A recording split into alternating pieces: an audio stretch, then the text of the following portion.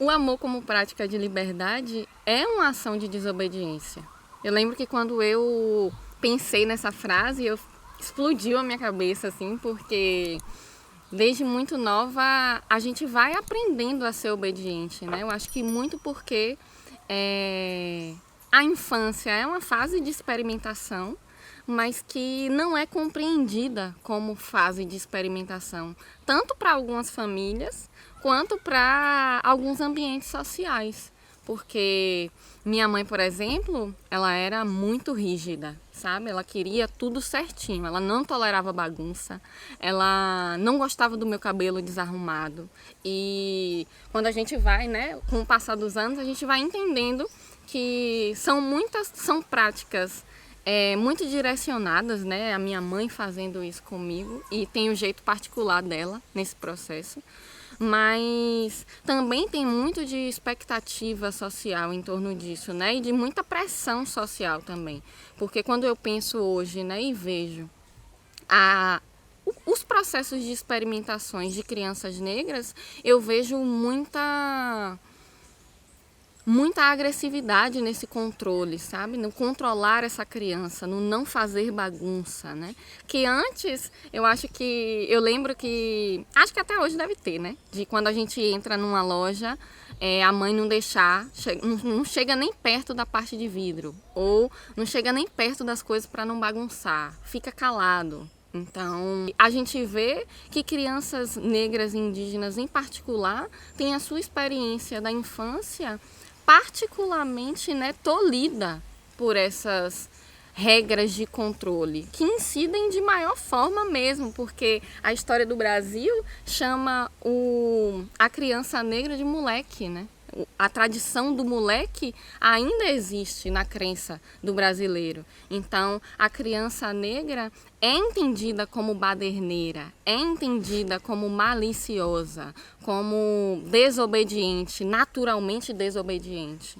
Então, as pressões em torno do comportamento ficam muito maiores. E a gente vai acreditando que quando a gente obedece, a gente é menos reprimido, a gente é menos agredido, a gente é menos violentado. Então a obediência vai sendo sinônimo de liberdade de alguma forma. E percebam, né, essa inversão, porque o que a gente começa dizendo aqui é que o amor como prática de liberdade é uma ação de desobediência, porque a gente vai precisar praticar esse amor.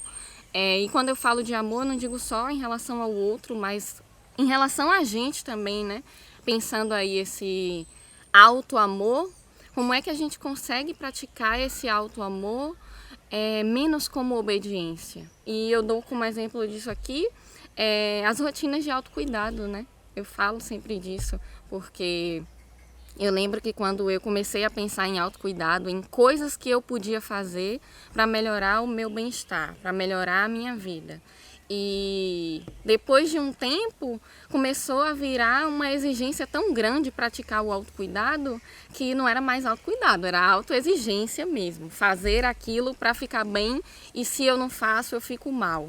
Mas quando eu faço, eu também estou tão rígida nesse fazer, eu não me permito fazer com liberdade, com tranquilidade, justamente por essa crença, né, na obediência, que eu acabo por fragilizar essa prática do autocuidado, né, do autoamor.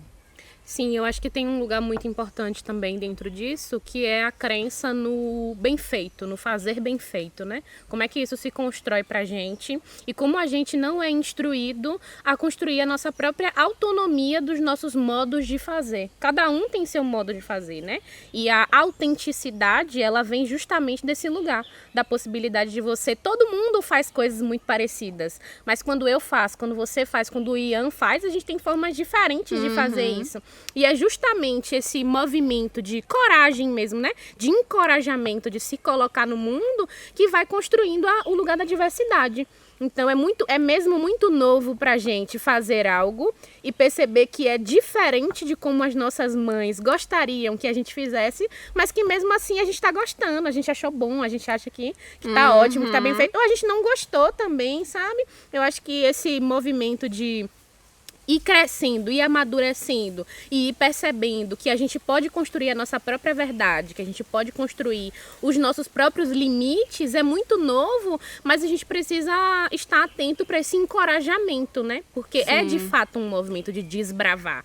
É de fato um movimento de se colocar no mundo que amedronta, causa medo, não tem como, né? E eu acho que quem fala muito sobre isso é Audre Lorde, né? A gente não tá falando sobre deixar de sentir medo.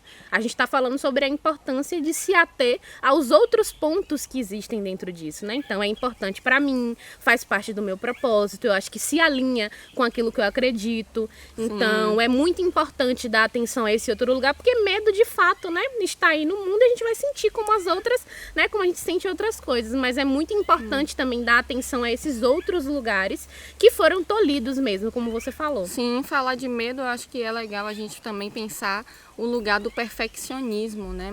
Muitas de nós ainda acabam por acreditar que é um traço da sua personalidade ser perfeccionista. Eu sou muito perfeccionista porque eu sou virginiana ou porque minha mãe me ensinou assim, minha mãe era muito rígida, e a gente vai reproduzindo e mantendo, né, essas ideias. E o perfeccionismo está muito ligado ao controle, muito ligado a deixar tudo daquele jeitinho, né, retinho. E quando a gente vai investigando, né, esse processo do fazer perfeito, fazer bem feito e fazer perfeito, a gente vê o triunfo do medo mesmo, né? Como a gente, nesse processo de viver os medos cotidianos e tentar reprimir também muitos desses medos, a gente acaba por adotar esses comportamentos perfeccionistas, esses comportamentos controlados mesmo, para não viver essa autonomia, né, da liberdade. Nós somos diferentes também, né? Então as nossas formas de construir o lugar da disciplina precisam ser diferentes também. Engraçado que eu estava pensando sobre isso hoje. Assim, né? O lugar da prática dos exercícios físicos na minha vida, assim, sabe? Sobre como hoje foi importante para mim perceber que eu posso fazer as coisas do meu jeito, ou eu posso fazer escolhas que não necessariamente me levem àquele resultado que é amanhã ou que é hoje, sabe? E viver mais o processo das coisas, porque quando a gente está fazendo as coisas, a gente está se movimentando ali dentro delas, e muito dentro do nosso corpo, né, é tocado a partir daquele lugar. Então, se eu estou fazendo algo que eu acredito que faz parte daquilo que eu vejo como disciplina, né, algo que está na minha vida, eu também sou estimulada por aquele lugar. Então foi importante para mim ver o tempo passar e me ver fazendo coisas que eu fazia há anos atrás, mas entendendo que hoje eu tenho uma outra maturidade, tenho uma outra responsabilidade comigo também, porque eu posso escolher não fazer, inclusive, sabe? Eu posso escolher deixar para amanhã sem a culpa que isso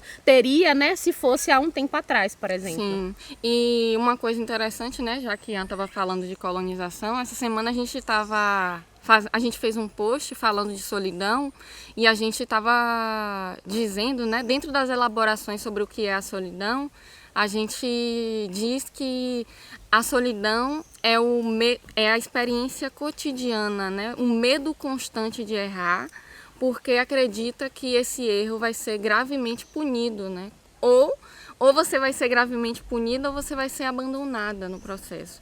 E isso é muito fruto, né, dessa hipervigilância e dessa experiência de hiperviolência que a gente está exposto cotidianamente. Então, seja na família, né, a gente vai crescendo e a gente vai vendo ao longo da vida que erros são punidos com o abandono, erros são punidos com a violência.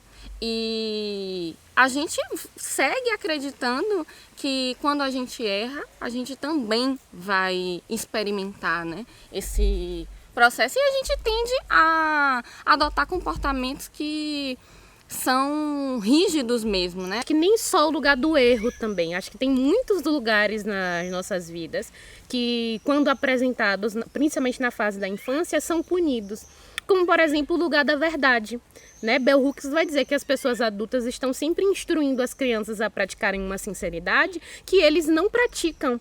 E quando essas crianças, né, fazem esse movimento de encorajamento de dizer a verdade, elas são punidas. Então crescem acreditando mesmo que a verdade não necessariamente traz a punição, mas que é mais dura, é mais severa, traz mais implicações também, porque eu falei a verdade e a minha mãe me questionou muito. Se eu tivesse mentido e colocado uma desculpa ali, não seria desse jeito. Sim. Então a gente fala dessa importância de compreender, parece pequeno, mas compreender como esses conceitos aparecem nas nossas vidas, assim, esse lugar da disciplina, o lugar da verdade, porque às vezes a gente está cultuando ali uma tradição, vamos dizer assim, que não faz mais parte do que a gente acredita.